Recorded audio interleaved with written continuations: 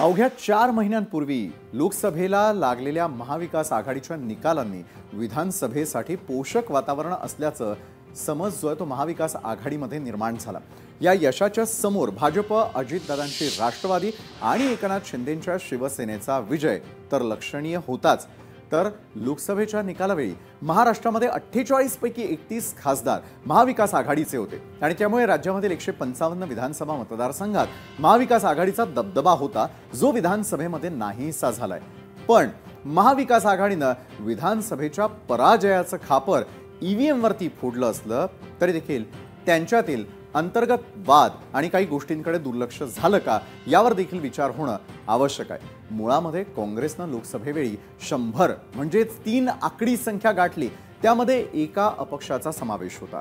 पण त्यावेळेच्या प्रचारामध्ये संविधान वाचवण्याचा मुद्दा यावेळी काम करणार का याचा विचार महाराष्ट्र काँग्रेसने करायला हवा होता। तर महाविकास आघाडीमधील उद्धव बाळासाहेब ठाकरेंच्या शिवसेनेचे संजय राऊत आणि काँग्रेसचे प्रदेशाध्यक्ष नाना पटोले यांच्यामधील वाद अनेक वेळा पत्रकार परिषदांमधून समोर आल्याचंही आपण पाहिलं। हा वाद आवश्यक होता का? परिणामी महाविकास आघाडीमध्ये या सर्व गोष्टींवरती विचारमंथन झालंय का? आणि या संदर्भामध्ये अधिक चर्चा करण्यासाठी आपल्या सोबत आजच्या न्यूज प्लॅनेटमध्ये जोडले गेलेले आहेत भाजपचे मुख्य सहप्रवक्ता अजित चव्हाण आणि त्यानंतर आपल्या सोबत जोडल्या जाणार आहेत काँग्रेसच्या प्रवक्त्या हेमलता पाटील देखील। सुरुवात मला अजित चव्हाण यांच्यापासून करायची आहे। अजितजी, महायुती महाविकास आघाडीने आपलं नशीब आजमावलं आणि त्यानंतरचे निकाल यावरती सर्वत्र चर्चा सुरू आहे। मात्र महत्त्वाची चर्चा हीच की महायुतीला मिळालेलं यश आणि महाविकास आघाडीची झालेली पीछेहाट याची महत्त्वाची कारणं, त्याची सर्वंकष चर्चा होणं गरजेचं आहे, कारण यावेळेला पुन्हा एकदा खापर ईव्हीएम वर फोडलं जात आहे। अजितजी। विशालजी, माझं आपल्यासारख्या महाराष्ट्रामधल्या सर्व संपादक पत्रकार मंडळींना एक आव्हान आहे की लोकशाहीवरचा विश्वास कमी होईल अशा पद्धतीचं जे पसरवलं जातंय आणि काही माध्यम तर याच्यामध्ये इतक्या आघाडीवरती ते सुपारी घेतल्यासारखं काम करतायत। बघा, सत्ता येत राहील जात राहील, लोकसभेमध्ये त्यांना जास्त जागा मिळाल्या होत्या, आता आम्हाला महाराष्ट्राच्या जनतेनं मोठा आशीर्वाद दिलेला आहे। पराजय हा मोकळ्या मनानं स्वीकारायचा असतो, आत्मपरीक्षण करायचं असतं, पण ज्या पद्धतीनं एक रडारड सुरू आहे विरोधकांची, मला असं वाटतं ही लोकशाहीच्या दृष्टीनं काही चांगली नाही। म्हणजे जेव्हा तुम्हाला जास्त जागा मिळतात,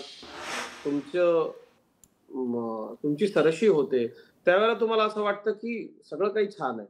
आणि भारतीय जनता पक्ष, मित्रपक्ष, महायुती, एनडीएला जर समजा लोकांनी पसंती दिली तर तुम्ही म्हणता ईव्हीएम मध्ये गडबड आहे। मला असं वाटतं हा लोकशाहीचा अपमान आहे, हा महाराष्ट्राच्या मतदारांचा अपमान आहे।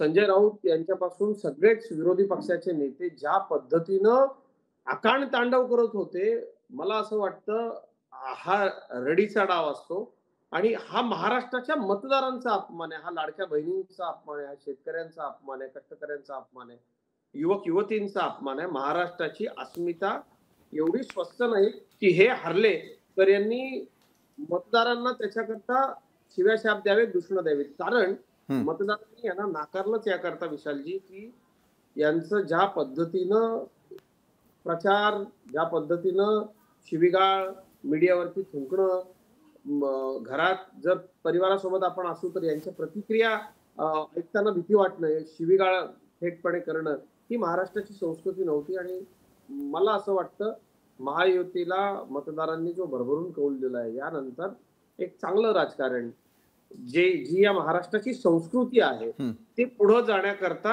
आता येता काळ अतिशय आवश्यक आहे। मतदारांनी यांना का नाकारलं त्याचं ते आत्मपरीक्षणच करायला तयार नाही। कारण मला असं वाटतं की एक चांगला कार्यकर्ता, भारतीय जनता पक्षाचा विचार परिवारामध्ये संस्कारित कार्यकर्ता म्हणून मला त्यांच्या जखमेवर मीठ चोळायचं नाहीये, पण त्यांनी आता निदान प्रतिक्रिया देत असताना ठीक आहे, तुम्ही आम्हाला दोषी धरा, आमचं काही म्हणणं नाही, आम्ही त्याची उत्तरं देऊ, तुम्ही महाराष्ट्राच्या जनतेला दोष देऊ नका, असं करणं हे बरोबर नाही। आणि ईव्हीएम मध्ये गडबड आहे असं म्हणत लोकशाही प्रक्रियेवरती तुम्ही प्रश्नचिन्ह उपस्थित करणं हा एक प्रकारे संविधानाचा, लोकशाहीचा, निवडणूक प्रक्रियेचा, जे लाखो कर्मचारी ही सगळी प्रक्रिया निष्पक्ष व्हावी म्हणून राबले त्यांचा अपमान आहे। झारखंडमध्ये लोकशाही जिवंत आहे, तिथं झामुमो सत्तेवरती आलं, भारतीय जनता पक्षाला तिथं कमी जागा मिळाल्या, आणि महाराष्ट्रामध्ये लोकशाही धोक्यामध्ये आहे। असं कसं होऊ शकतं विशालजी? बरं, तुम्ही जे म्हणताय त्याच्याशी हेमलता पाटील म्हणजेच काँग्रेस सहमत आहे का? खरं तर हेमलताजी आतापर्यंत अनेक विषयांवरती आपली बाजू मांडणं अत्यंत आवश्यक होतं, कारण नाना पटोलेंनी आज घेतलेल्या पत्रकार परिषदेमध्ये ईव्हीएमचा मुद्दा उपस्थित केलेला आहे, झालेल्या मतदानावरती शंका उपस्थित केलेली आहे, मात्र अंतर्गत झालेल्या गोष्टींवरती कुठेतरी विचार कमी पडला का काँग्रेसचा, आणि थेटपणे भाजपवरती किंवा निवडणूक यंत्रणांवरती होणारे जे आरोप आहे त्याकडे काँग्रेस कशा प्रकारे पाहतं? हेमलताजी. निवडणूक आयोगावरती किंवा निवडणूक यंत्रणेवरती जे आरोप होत आहेत ते फक्त काँग्रेस पक्ष एकटा करत नाहीये. तर सोशल मीडियावरती तुम्ही कुठेही बघितलं तर जनता ज्या पद्धतीने प्रश्न विचारत आहे, म्हणजे 99% ईव्हीएमची मशीन चार्ज सापडणं, निवडणूक आयोगाच्या आकडेवारीमध्ये तफावत, संध्याकाळी एक आकडा, दुसऱ्या दिवशी सकाळी एक आकडा, तिथल्या कर्मचारी आणि अधिकाऱ्यांनी मशीनवरती काही घेतलेले आक्षेप, त्याच्यामध्ये मतांची येणारी तफावत, हे सगळं सोशल मीडियावरती निवडणूक आयोगाच्या आकडेवारीमधून आलेलं आहे. आणि त्याच्यावरती सगळ्या जनतेने आक्षेप घेतलेत आणि काँग्रेस जनतेच्या मताशी सहमत आहे. आपण महाराष्ट्रामध्ये एवढी लँडस्लाईड विक्ट्री 3 पक्षांना मिळाल्यानंतर जे महाराष्ट्रामधल्या लोकांमध्ये जे वातावरण दिसायला हवं होतं, म्हणजे प्रत्येक गावोगावी जे वातावरण दिसायला पाहिजे होतं, तशा पद्धतीचं कुठेही महाराष्ट्रामध्ये वातावरण पाहायला मिळत नाही. म्हणजे खरी गोष्ट अशी आहे की जनताच ह्या निकालावरती खुश नाहीये का? मग एवढ्या जनतांनी महाराष्ट्रामध्ये यांना मतदान केलं, मग जनतेने हे मतदान केलं की आणखी कोणी मतदान केलं? हे बघा, हा रडीचा डाव किंवा कोणावरती आरोप प्रत्यारोप करण्याचा विषय नाही, तर निवडणुकीच्या संदर्भामध्ये ज्या काही गोष्टी पुढे येत आहेत, म्हणजे सगळ्या यंत्रणेच्या संदर्भात काही ज्या गोष्टी पुढे येत आहेत, वेगवेगळ्या मतदान केंद्रावरतून ह्या गोष्टी समोर येत आहेत, त्याच्यावरती प्रश्न विचारणं हे काँग्रेसचं काम आहे आणि त्यावरती आम्ही प्रश्न उपस्थित केलेला आहे. आपण बघितलं की सगळ्या स्वायत्त संस्थांचं जे काही महाराष्ट्रामध्ये होतंय किंवा पूर्ण देशामध्ये होतंय, तर वेळोवेळी ह्या गोष्टी आपल्या सगळ्यांच्या निदर्शनाला आलेल्या आहेत. त्या काही आम्ही सांगत नाही, सगळ्या संस्थांचे अनुभव आपण प्रत्येकाने घेतलेला आहे. त्यामुळे कुठेतरी मनामध्ये संशय निर्माण होणं म्हणजे काही आपण कोणाच्या लाडक्या बहिणीवरती आक्षेप घेतोय, लाडक्या शेतकऱ्यावरती आक्षेप घेतोय, एवढ्याच जर लाडक्या बहिणींची काळजी असते तर दर तासाला एक बलात्कार या महाराष्ट्रामध्ये होतोय, त्याच्यावरती तुम्ही काम केलं असेल, शेतकऱ्यांच्या आत्महत्या होत आहेत त्याच्यावरती तुम्ही काम केलं असेल. त्यामुळे फक्त लाडकं लाडकं म्हणायचं आणि मतांसाठी त्याचा उपयोग करून घ्यायचा, हे मला असं वाटते काही योग्य नाहीये. तर त्यामुळे हा जो आक्षेप आहे संपूर्ण निवडणूक यंत्रणेवरती, तर तो आम्ही कुठल्या कर्मचाऱ्यांवरती आक्षेप घेतला नाही, तर ही यंत्रणा ज्या पद्धतीने राबवली त्यामध्ये सर्वसामान्यांचं जे मत आहे तेच आम्ही मत मांडलेलं आहे. सर्वसामान्यांचं मत आहे असं काँग्रेसचं म्हणणं आहे. मात्र अजितजी, मी आपल्याला थेट प्रश्न पुढचा करतो की महायुतीची आतापर्यंत झालेली आघाडी आणि पिछाडी झालेली आहे ती महाविकास आघाडीची.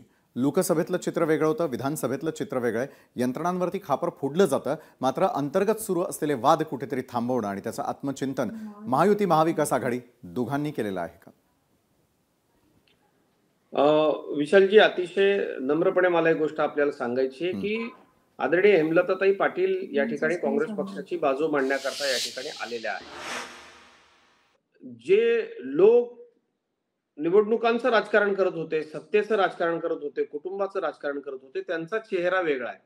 आणि बघा, प्रत्यक्षात लोकांना उत्तर द्यायला हेमलताताईंसारखे सुसंस्कृत चेहरे पाठवायचे, ज्यांना प्रत्यक्षात काँग्रेस पक्षानं तिकीट नाकारलं निवडणुकीमध्ये. आणि खरं तर मी असं विधान करायला नको, पण मला ते बोलल्याशिवाय राहत नाही. उत्तर महाराष्ट्रात तिकीटं विकली काँग्रेसच्या नेत्यांनी. त्यावेळेला असे सुसंस्कृत चांगले उमेदवार काँग्रेसला दिसत नाहीत का? हे फार चुकीचं आहे. आणि ताई ज्या पद्धतीने आता म्हणतायत, म्हणजे त्यांच्या पक्षनिष्ठेबद्दल मी खरं त्यांचं कौतुक करतो की त्यांच्यावर इतका अन्याय झाल्यानंतर पण त्या आल्या. खरा जो काँग्रेसचा कार्यकर्ता आहे, त्या खऱ्या काँग्रेसच्या कार्यकर्त्याला विशालजी जर आज विचारलं तर परिस्थिती फार वेगळी आहे. का लोकांनी नाकारलं याचं उत्तर लोकांमध्ये गेल्यावर आपल्याला कळेल. ही मंडळी निकालाच्या आदल्या दिवसापर्यंत मुख्यमंत्री कोण होणार याच्या राणा भीमदेवी थाटात गर्जना करत होते आणि ते आपापसात भांडत होते. प्रत्यक्षात यांच्या तिकीट वाटपाच्या बैठकीमध्ये मारामारी झाली. एका ज्येष्ठ नेत्याला दुसऱ्या ज्येष्ठ नेत्याला ठोकलं. अशी सगळी परिस्थिती असताना निवडणुकीत कसे जिंकणार आपण? दुसरा विषय माझ्या पुरता आपण मला विचारत, ताईंच्या एका आक्षेपाला मला उत्तर द्यायचंय. आदरणीय ताई, मला तुम्हाला एक नम्र विनंती करायची आहे. आपण कृपया इतर कुठलेही आरोप करा, त्यांना आम्ही उत्तर देऊ, आपण राजकारणामध्ये आहोत, राजकीय व्यक्तीनं आरोपांना उत्तर द्यायला घाबरू नये, परंतु या देशाच्या निष्पक्ष निवडणूक व्यवस्थेवरती आपण प्रश्न उपस्थित करू नका. उद्या ज्या वेळेला तुम्ही जिंकाल त्यावेळेला लोकांच्या समोर जायला या सगळ्या मंडळींना जे आज आरोप करतायत त्यांना तोंड नसेल. आणि माझी एक विनंती आहे की जसं संविधान खतरे में असं खोटं सांगितलं नंतर त्याचा दुपटीनं भरपाई द्यावी लागली. काय इतक्या मोठ्या प्रमाणावरती निष्पक्षपणे ज्या अधिकारी ज्या कर्मचाऱ्यांनी ही व्यवस्था राबवली, सरकारी कर्मचाऱ्यांनी कष्ट घेतले, मेहनत घेतली, त्यांच्या कष्टावरती निवडणूक आयोगाच्या निष्पक्षपणावरती प्रश्नचिन्ह उपस्थित करणं. लोकसभेला विशालजी आम्हाला जागा कमी मिळाल्या, आम्ही आत्मपरीक्षण केलं, आम्ही जनतेमध्ये गेलो, कुठल्या योजना आणल्या पाहिजे ते सांगितलं, सर्व घटकांकरता सर्वंकष काम करण्याचं वचन देऊन तशा योजना आणून तशी त्याची आखणी करून त्याची प्रत्यक्ष सरकार आपल्या दारी नेऊन आम्ही लोकांना हात जोडून सांगितलं की आम्ही तुमच्या बरोबर आहोत. लोकांना ते पटलं, खोटं काय खरं काय, लोकांनी मतदान केलं. आम्ही असं म्हणत नाही बसलो की हे खोटं आहे, मशीन मॅनेज आहेत, यंत्रांमध्ये तफावत आहे, तसं नसतं. टेक्निकली नेमकं हे काय आहे याच्यामध्ये हे, आणि ज्या ज्या नेत्यांनी आजपर्यंत अशा पद्धतीचे आरोप केले ते शेवटी हास्यास्पद ठरले. लोक अतिशय हुशार आहेत. महाराष्ट्राची जनता बघा, ही चर्चा ऐकणारे लोक किती टेक्नोसेवी लोक असतील त्यांना सगळं माहिती आहे. काही चॅनल्सनी या काही गोष्टीची सुपारी घेतली, मी अगदी स्पष्टपणे सांगतो, पण हे भारताच्या एकूण निवडणूक प्रक्रियेबद्दल अशा पद्धतीची प्रश्नचिन्ह उपस्थित करणं हे पाप आहे. असं करू नका. आपण यातल्या काही टेक्निकल लोकांच्या मुलाखती विशालजी कृपया घ्या, माझी विनंती आपल्याला आहे, आणि खरं काय ते जनतेच्या समोर येऊ दे. आणि ताई म्हणतायत सोशल मीडियावरती, ताई आपल्याशी संबंधित सोशल मीडियावरती सगळे महाविकास आघाडीचे कार्यकर्ते ते दुःखच करतील. संबंध महाराष्ट्रानं जल्लोष केला, तो जल्लोष आपल्याला पाहायला मिळाला.